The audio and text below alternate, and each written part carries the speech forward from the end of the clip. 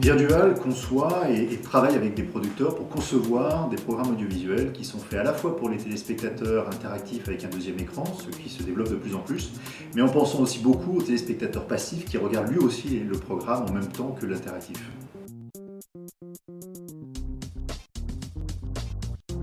Alors le paradoxe de la télévision connectée, c'est qu'il se vend beaucoup de téléviseurs connectables et ils sont assez peu connectés.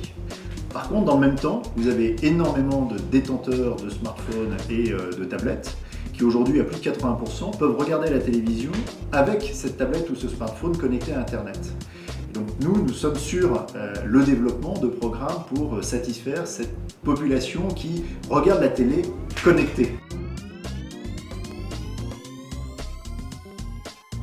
On a développé cela pour la radio-télévision suisse, la RTS, en fin d'année dernière. C'est un jeu télé qui est proposé aux téléspectateurs qui, sur ce deuxième écran, va pouvoir vivre le programme exactement comme s'il était assis dans le studio. Donc c'est vraiment une expérience immersive et interactive, mais qui permet aux téléspectateurs passifs de regarder un jeu classique. Aujourd'hui, chez Virtual, on travaille sur quasiment tous les types de programmes, que ce soit évidemment du jeu télé, parce qu'on voit que l'interactivité peut être assez facile à mettre en œuvre, mais également sur du documentaire. On peut tout à fait regarder un documentaire de manière passive et le vivre de manière complètement interactive avec le deuxième écran. Et puis on le fait aussi sur du magazine, dans une logique de participation du téléspectateur, un petit peu à l'image de ce que l'on connaît aujourd'hui beaucoup en radio et qui se fait très peu en télévision. En fait, il faut réunir une équipe dans laquelle on va marier des cultures qui sont parfois un peu opposées, c'est-à-dire le linéaire et le non-linéaire, l'interactivité et la programmation. Et ça, aujourd'hui en France, on a vraiment toutes les compétences pour le faire.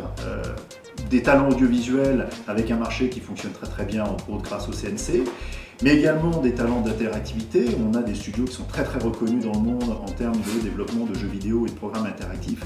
Et puis surtout, on a un vrai terreau, on a une population qui est habituée à la télévision interactive, pas tellement depuis l'émergence de l'Internet dans les années 90, mais bien avant, 10 ans avant, avec le Minitel qui fait sourire un peu tout le monde. Mais il faut se rappeler qu'à l'époque où Internet commençait à se développer, on avait déjà 10, 15, 20 millions d'utilisateurs réguliers du Minitel en même temps qu'ils regardaient la télévision. Donc aujourd'hui, on a ces trois compétences, réseau, jeux vidéo et création audiovisuelle, que l'on peut réunir pour créer un programme qui soit innovant et qui puisse satisfaire à la fois le téléspectateur passif et le téléspectateur interactif, les deux pouvant être tous les deux assis dans un canapé devant le même écran de télévision. Le jeu des Imbattables est un jeu, on va dire, traditionnel dans la mécanique que l'on a sur le plateau, puisque c'est une animatrice qui accueille deux équipes qui vont s'affronter dans un jeu qui va mélanger à la fois des jeux de questions, de connaissances, de culture générale, et puis des jeux immersifs où ce n'est plus le candidat sur le plateau qui va jouer, mais c'est son avatar qui va prendre sa place et qui va jouer à ce jeu immersif.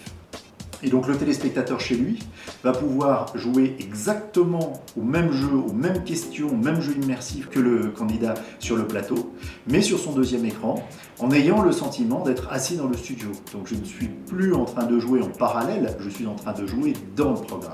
Et c'est là où on propose cette immersivité et cette interactivité totalement innovante.